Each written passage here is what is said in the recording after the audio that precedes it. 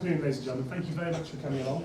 Welcome if you haven't been to any previous events of the Freedom Zone, to the Freedom Zone itself. And actually, on that note, I'd like to thank the Freedom Association, our other hosts, for again putting on this magnificent event, which gives people the opportunity, as ordinary party members, delegates, members of the public, even those who haven't dared to buy a security pass, to come along and express their opinions. If you are tweeting about the event, I should say the hashtag is FZ2012 for Freedom Zone 2012. My name is Mark Wallace. I'm the chair of this afternoon session on the question of the moral case for capitalism. I'm the head of media relations at the Institute of Directors, the business group, and I also get angry in my spare time as well at flashbangwallace.com, where you can find me ranting about various different things, both well conceived and ill conceived, as for you to decide. I'd like to welcome our panellists this afternoon. Rob Halfon MP, Tim Evans, Steve Baker MP, Dear Chakravarty from the Freedom Association, Ryan Bourne from the Centre for Policy Studies, and Mark Littlewood from the Institute of Economic Affairs. They're on the far right as we look at it. The far left as the audience look at it. So that's where his speech. So I think we'll kick off with our first panellist, Rob Halfon, the MP for Holloway. Thank you, Mark, and it's good to be here. And your blog is definitely required reading. It's good to be at the Freedom Association, and especially for me to see Gerald Hart up at the front, in the front row, because I worked at the Freedom Association in many a summer holiday and learned many of the things that I've done as a campaigner, all from this great man. Yeah.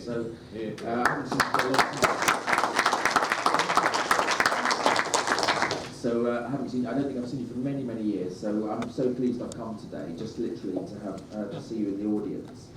I'm pleased to talk about capitalism today. Now, I think in some ways the title of this debate was wrong because all of us in this room know the moral case for capitalism. We're preaching to the converted. I mean, okay, yes, we'll mention a few things that all these people who say capitalism is about greed and all sorts of things never remember that actually the term free market actually came from the word market, and it started because of market towns and people selling and buying things in markets, and that is where capitalism came from. In fact, it was very much a community based philosophy because people came together in the market itself. Now, one of the first pamphlets I ever read was by a man who used to work for Mrs. Thatcher, called Brian Griffiths, and he set out in this wonderful pamphlet called The Moral Basis of the Market Economy. And I still have this at home. I read it when I was about 18 years old, and he wanted to repudiate the argument that the free market destroyed social capital and was a selfish creed. And he showed very clearly, as I've said, how the free market came from the town market. And I would go so far to argue that the stronger the free market, the stronger communities are. And Switzerland, the United States are good examples. And free trade, as Michael Novak says, has to be in the spirit of democratic capitalism. And he was another great thinker and showed the morality of capitalism. I'll just quote what he said. He said, under democratic capitalism, each individual participates in many vital communities. Mediating communities multiply, become subject to choice, and afford enormous variety and possibility. And the internet is another example. Capitalism has helped create an online community, and we can see it every day, whether it's using Facebook, eBay, Google.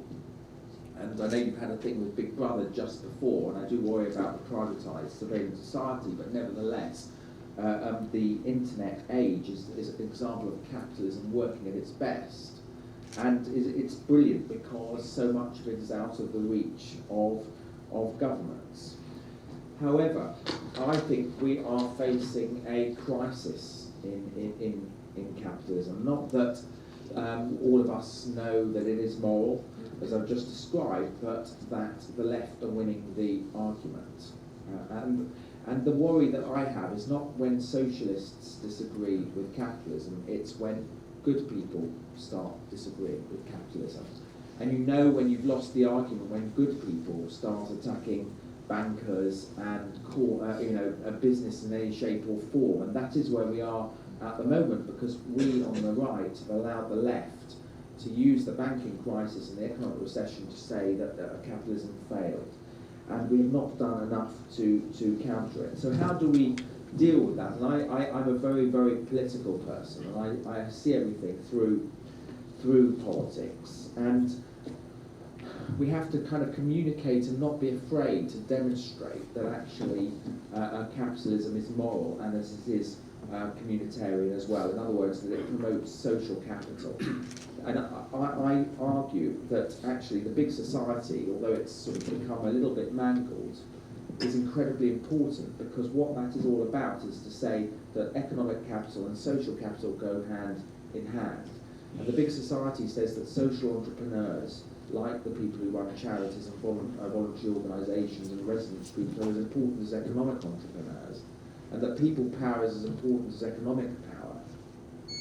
And so if you put through that argument, you are saying to people, yes, it's not just about money, but we're trying to create a community too. I mean, to say that social capital is the reason why I'm a conservative, not a libertarian. Social capital is about strong families and strong communities, and I believe that actually one follows the other. I don't believe that you can have a successful free economy if you have a broken society. And so when we are talking about capitalism, when we are selling the message, we have to make this very, very clear. We have to take on the left at their own game. Now, we also have to explain why capitalism matters to the man in the street. Because if we just talk in terms of free markets, no one really has a clue what we're talking about. And this came up yesterday in a fringe. I think Mark Littlewood's here, there he is, from the IEA. We were having a fringe meeting about strivers, and we have to show actually that capitalism is all about aspiration. It's about offering people ladders of opportunity. It's not about crushing people, and so that means we have to attack vested interests. And we shouldn't be afraid to attack big corporates, because how many of you have tried ringing a phone company or a utility company and get good service? Now, we moan about the public sector, and actually I would argue that the public sector is 10 times more efficient than many of these big corporations who treat their customers incredibly badly. So we have to take on big vested interests like oil companies, like if they are keeping prices high at the pump, and other big corporations if they're not behaving in a competitive way, and again being counterintuitive. When we talk about the European Union, if I go and knock on my doors in my local area and start going on about sovereignty, no one understands. They don't even know what you mean when you say get our powers back from the EU. But if you say that the EU is a vested interest and it stops you succeeding, and actually it's responsible why you can't drive your van into London because some EU directives changed the catalytic converter law, whatever it might be, and I have that all the time, and there's stopping you thriving and surviving and stopping you giving that ladder, that is a much more important and a better way to explain to people what capitalism is all about. It's against vested interests. It's about economic capital and social capital, and it's about aspiration and opportunity as well.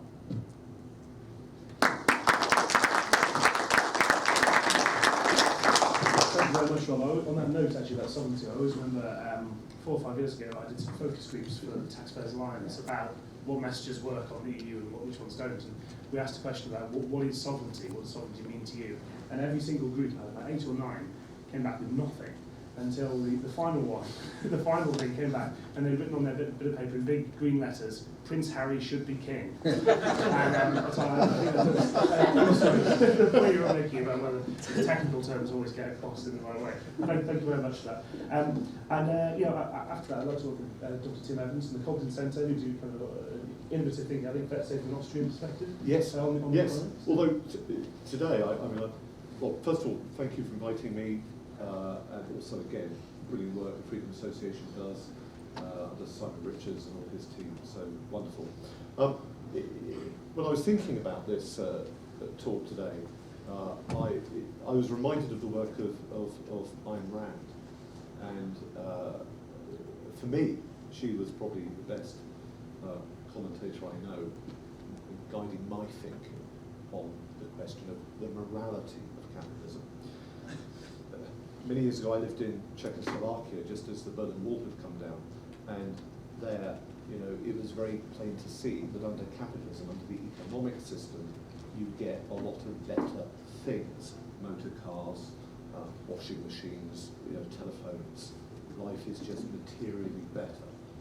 But what's interesting about Ayn Rand, or her philosophy, which is popularly known, thank you Rob, as objectivism, is that she argues that the moral case for capitalism does not lie in people's material well-being.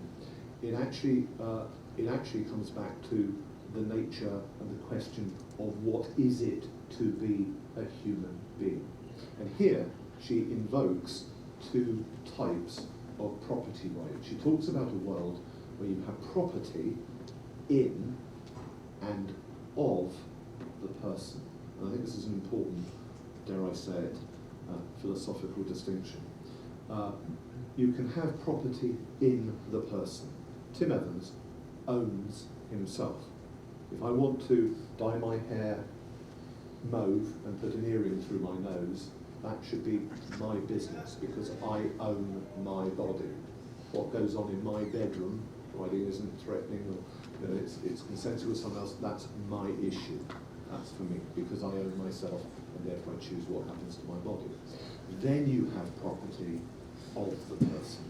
And this is where you work, you use your labour, your creativity, you strive, and you hope to benefit from the fruits of your labour. This is where you work and then you buy a watch or a car or an apartment or a house or whatever it is. And that's property of you. For Rand, if you are in a society that respects property in the person and it respects property of the person, by definition, you're living in a free market, a capitalist society.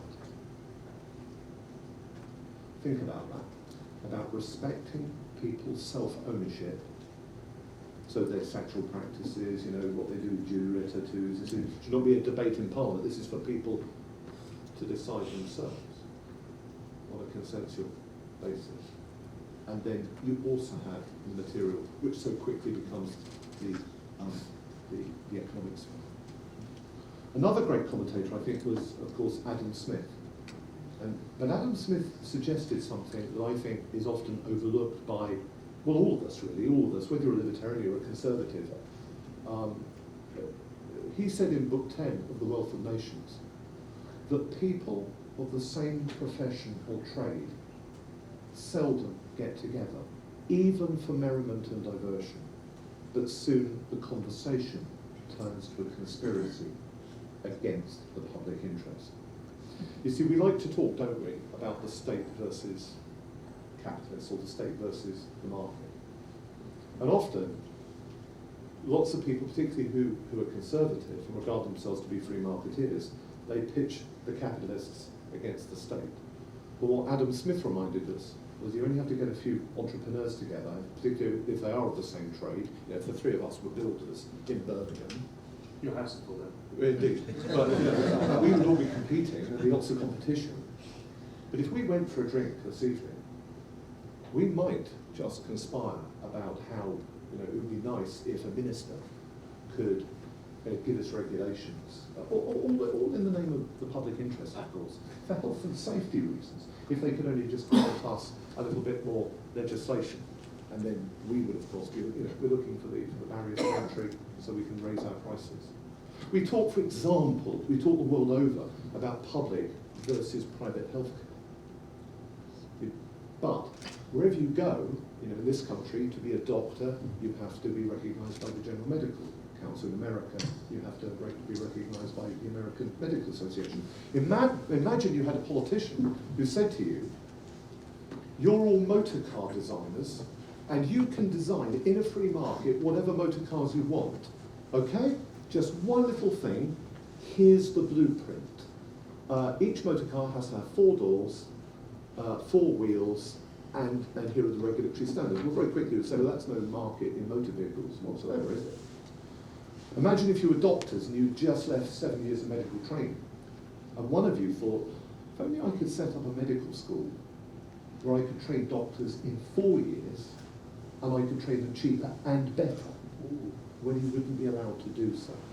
So I think there is a morality in capitalism. It comes back for me to a property rights question. It's about self-ownership in a civil liberties dimension, but it's also an economic dimension. It's all the other things you know. It's about wealth creation. It's about innovation, creativity. It's about progress. But I'll conclude with the little question. You don't necessarily trust capitalists to be moral. Often, they will seek legislative favour. They will seek state power. And often, if the state and the political class let them, or if the culture let them get away with it, they will turn their industry not into something born of the market, but something that is dastardly and can come under the label of crony capitalism, what academics would call corporatism. And I'm afraid, when I look at banking, the whole notion of central banking, and the ludicrous idea you can have a bunch of Soviet planners running your interest rates, or indeed so much of healthcare, for what we often talk as being of the market or of capitalism, it's not. It's often far too crony in its nature, and the outcomes are clear for all to see. But I do believe capitalism, properly conceived, a genuine market, is moral, not least because it's concerned with the best of humans in and of themselves. Thank you.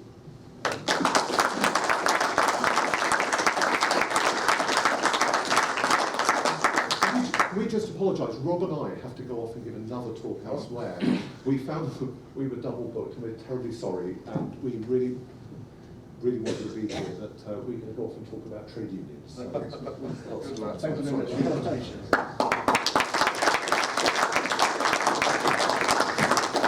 Obviously, far be it for me to suggest that rather than past conference season, when the politicians get together to for various meetings, they conspire against the public interest either. But we can actually move on to one of our more unusual politicians, actually not one of those who conspires against the public interest, Steve Blake. Well, thanks for that, Mark. I didn't expect you to be so kind in turning that one around.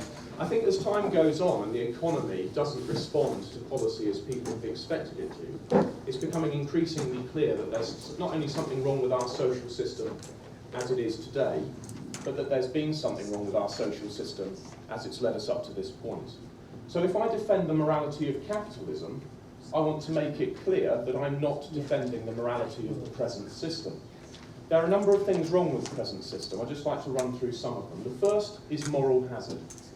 Anyone can see that if a business fails, and fails on a grand scale, and has to be bailed out by the taxpayer on a grand scale, and that subsequently down the road we find that the Chancellor of necessity must propose another 10 billion of cuts to welfare, and yet the people who failed, who can be seen to be somehow part of the process, enjoy a bailout and continue to live very comfortable and wealthy lives. That moral hazard, this notion that people don't bear the consequences of their own actions, is clearly something that's profoundly wrong with our society. I believe that's a principle that should be applied right across society, not just to banking, but everywhere. The second thing is inflationary money. If we live in a society based on voluntary exchange, the exchange of value for value, then everybody should gain. But there's a problem, because on every side, in every commercial transaction, one side of the transaction is money. And the value of money has collapsed over the last 40 years, since we came off gold completely at the end of Bretton Woods. And that means when we engage in transactions, there's something fundamentally wrong with one side of it, at least in the long term.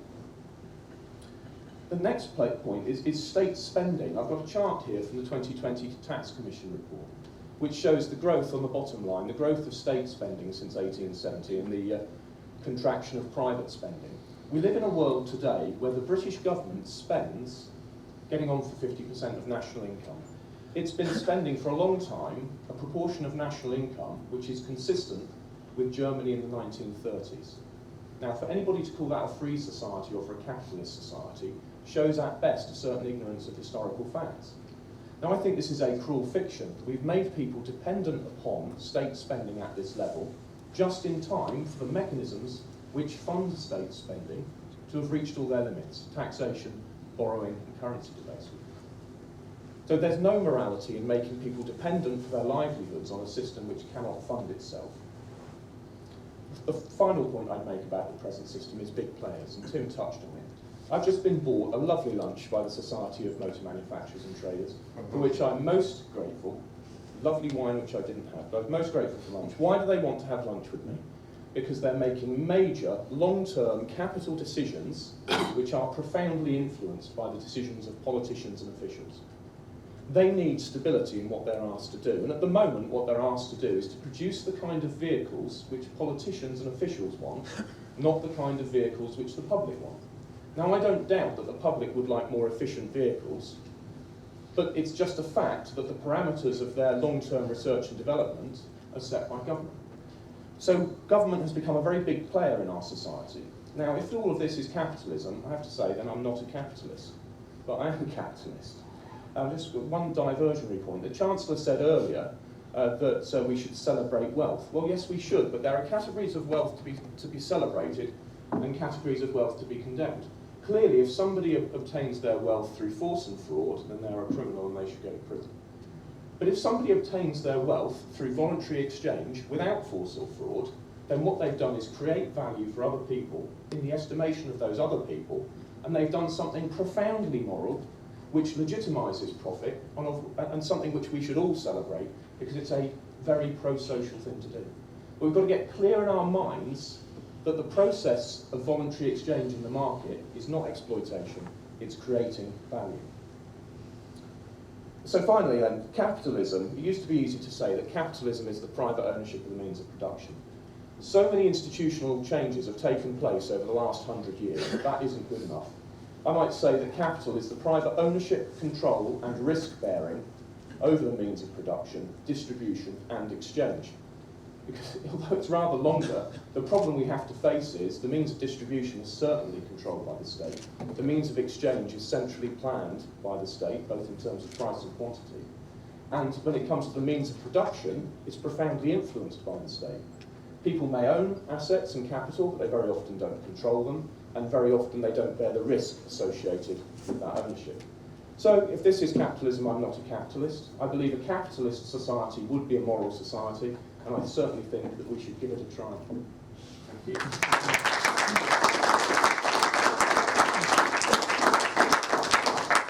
Thank you very much for that, Steve. I'm not sure if you have to dash off. No, I'm here. But I was a bit worried about panelists talking like flies, and it was something to do with them being with the topic. But let's move on swiftly to dear Chakravarty, one of our kind hosts from the Freedom Association, of which I'm proud to be a member. And over to you, dear. Thank you very much, Mark. Can I just say on behalf of the Freedom Association, we're so happy that the Freedom Zone yet again has gone to a flying start, and we're really, really pleased to see you here. What a great panel to be part of. I thought, looking at today's topic, that I would address it from a campaigner's point of view rather than that of an economist or a philosopher.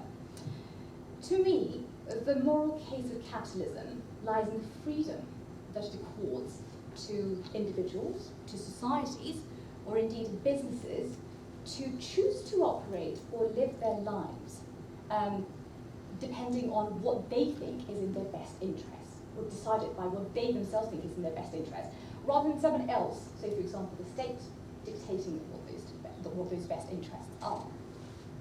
So why do people work? Very simplistically, again, not an economist, very simplistically, there are two reasons. Profit, obvious one. Take that away and you have coercion. You could talk about other reasons such as betterment of society or taking enjoyment in work itself, but I would argue that that's never going to cover all the work, the full range of work that is necessary for a society to function. The essence of capitalism then is allowing people to make their own choices and to benefit fully from those efforts. And any other socio-economic system would have to restrict these freedoms at one level or another. It could be at the personal level, it could be at the societal level, it could be at the national level. to incentivise people to work. And so the danger with accepting any other system, I would argue, is essentially giving up freedom at least any one of those levels. And that's where the morality of the moral case for capitalism lies for me.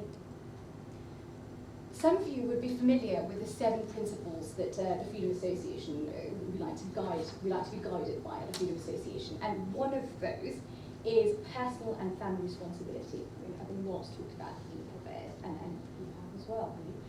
Steve. We believe that with freedom comes responsibility.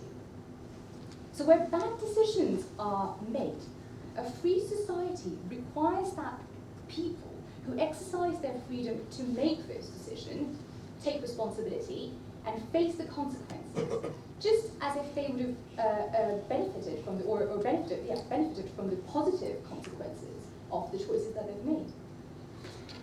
But what a free society does not allow is for those consequences to be used as justification for a knee-jerk reaction by the state to vilify a whole industry, introduce blanket restrictions, and take away wider freedoms.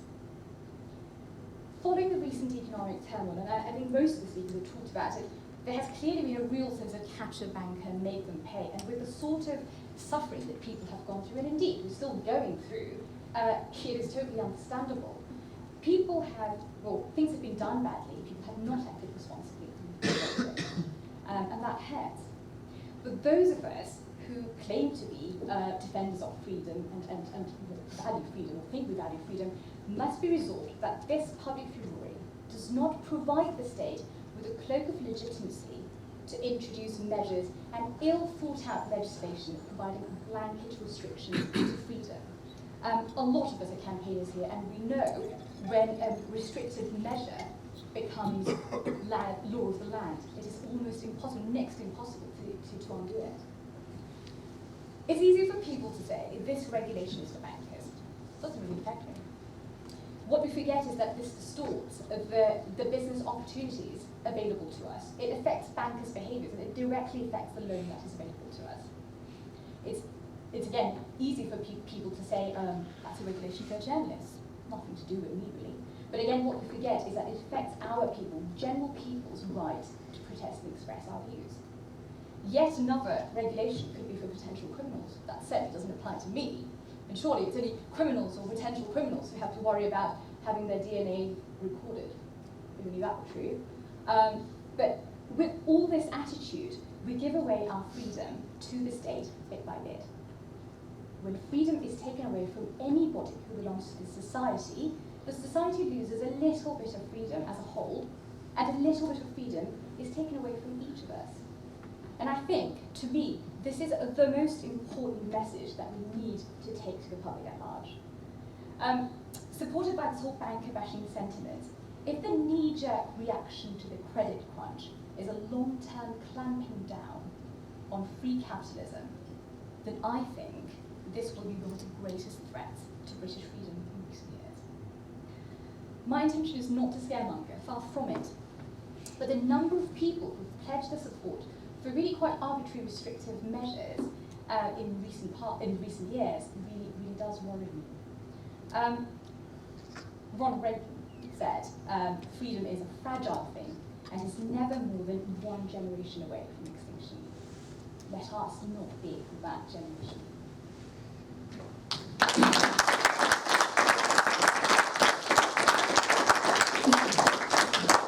Thank you very much for that, dear.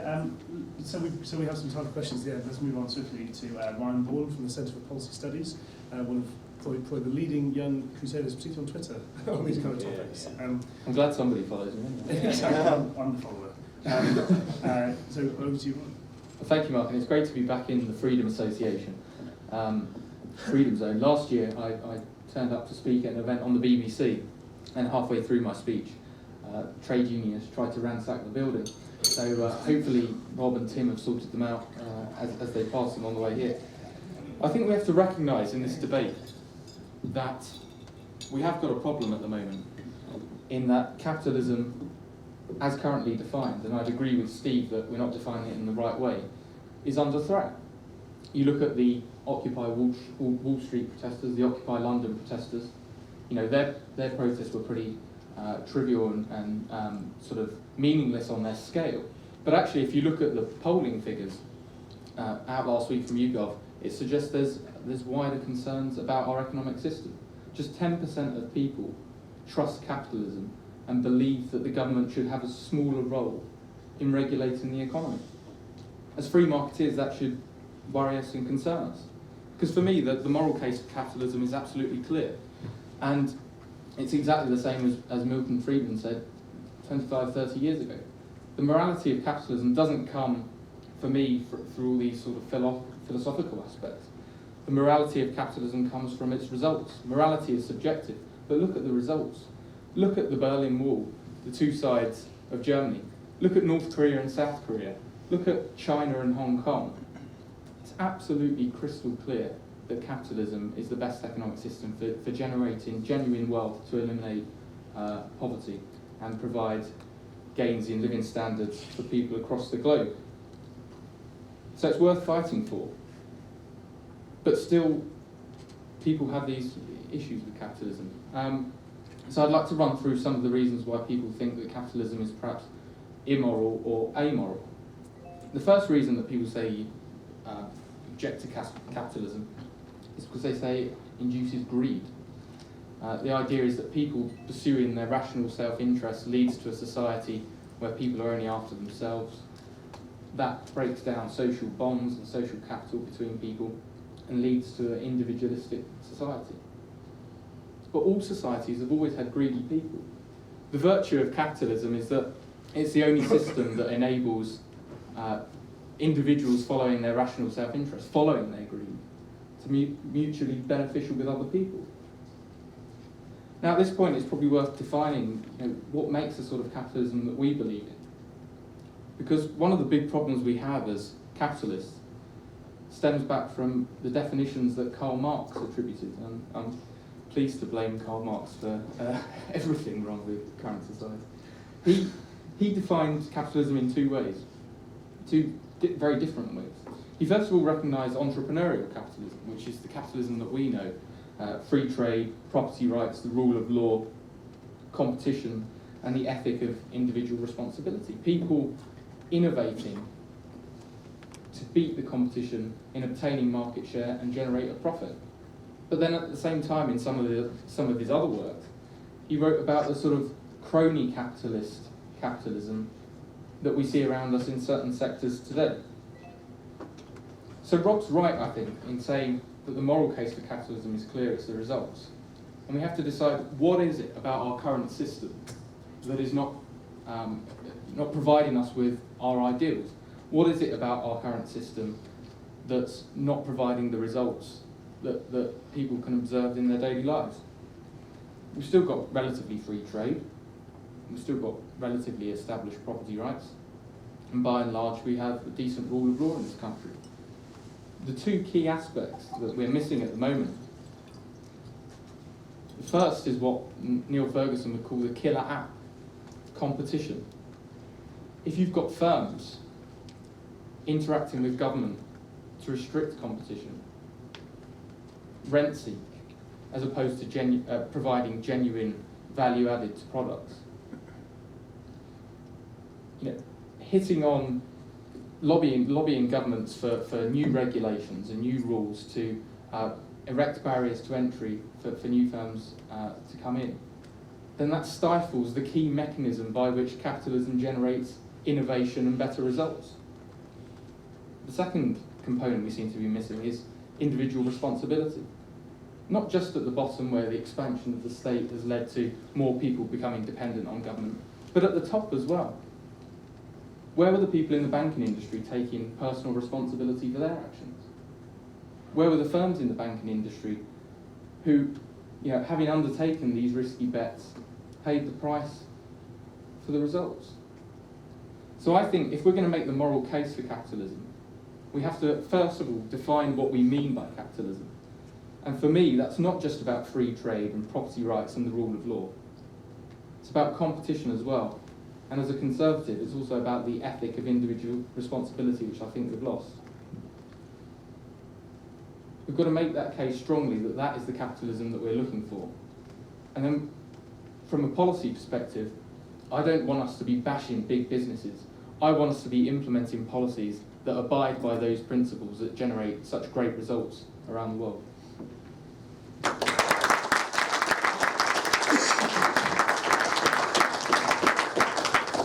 I imagine the skill involved in actually boiling that down to 140 characters, which on a regular basis is quite impressive. And our final speaker, Mark Littlewood from the Institute of Economic Affairs. Thanks, Mark. It's very good to be here. People often say to me, Littlewood, you're a callous, cold-hearted, right-wing bastard who hates the poor. It's true. And as a rather fragile character and somebody of fairly nervous disposition, I often ask myself why this might be the case, particularly when such criticisms come from my mother.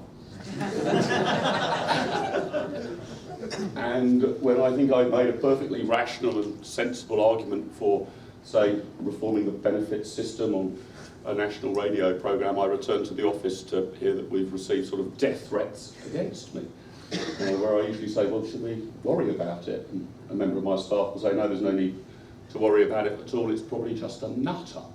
So it's not really the question is whether the nutter is armed.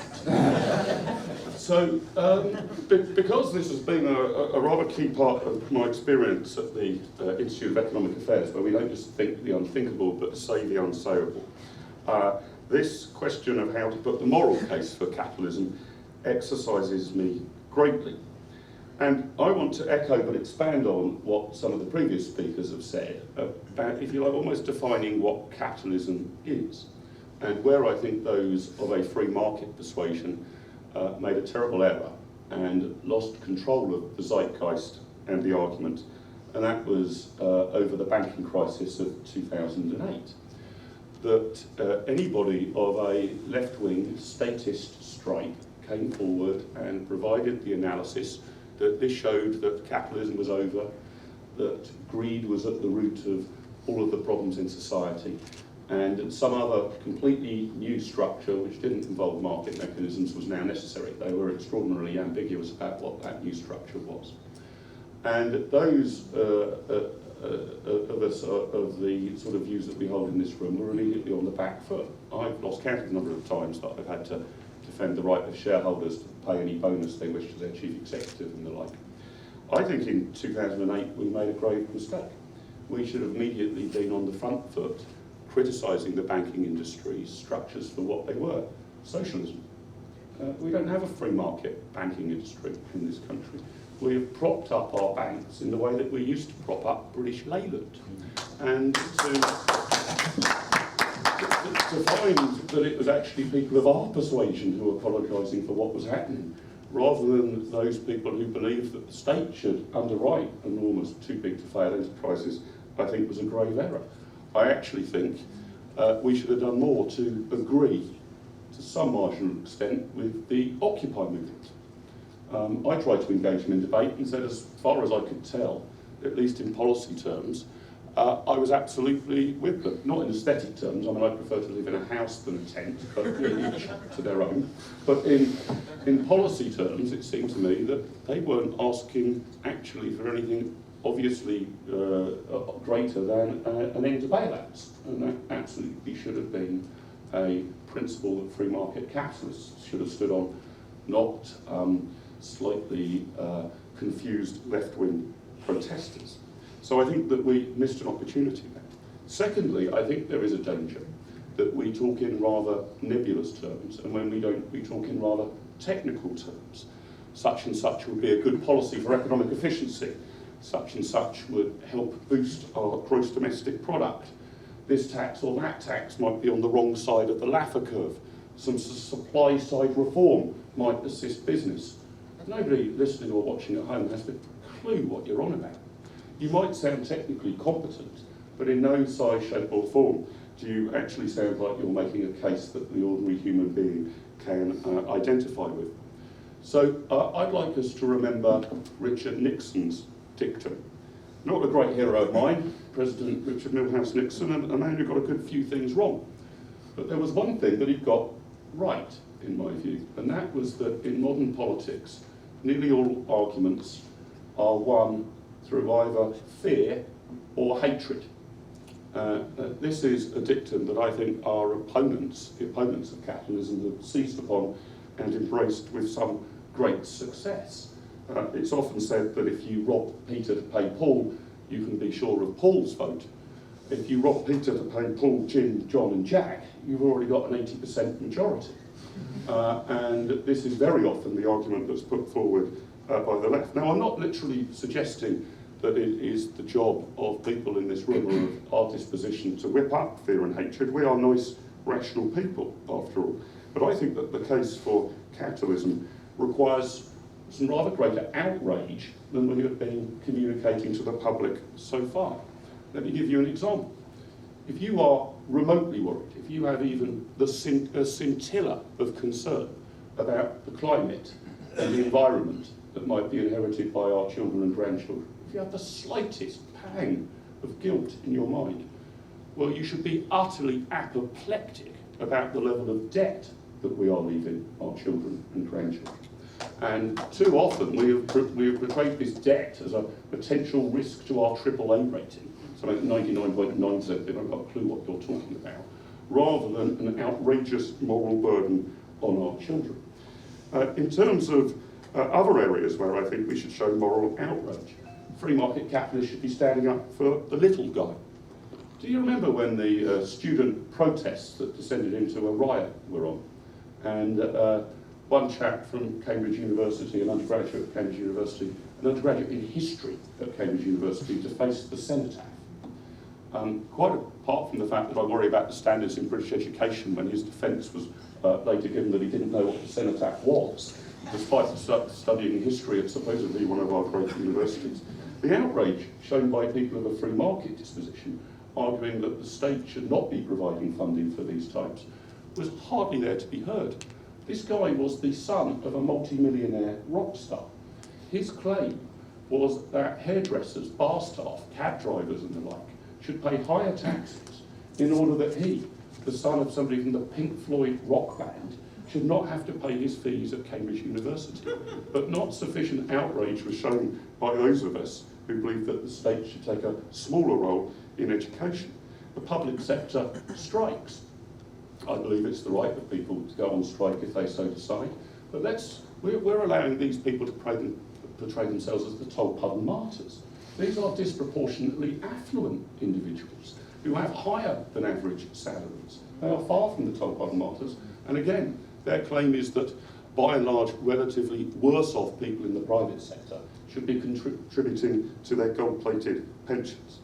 And I think even when people get into areas which are sometimes uncomfortable for free marketeers to discuss, the living wage, the national minimum wage, and the like, I'm in a row on Twitter at the moment, but I'm far more concerned about the status and standard of living of starving black people in Africa than I am about relatively white Westerners in London. A living wage for the UK is actually the defence of people who in global terms are very rich. This is an era, I think, in which politicians, bureaucrats and authority is losing support from the public in all sorts of ways. And that should be an era in which free market capitalists are able to put their argument. We don't want our lives run by politicians and bureaucrats. So when George Osborne said in his speech today, "Workers of the world unite," I actually think that we should also steal another slogan from the left and make the moral case for free market capitalism on the basis of power to the people. Thanks very much. Yeah.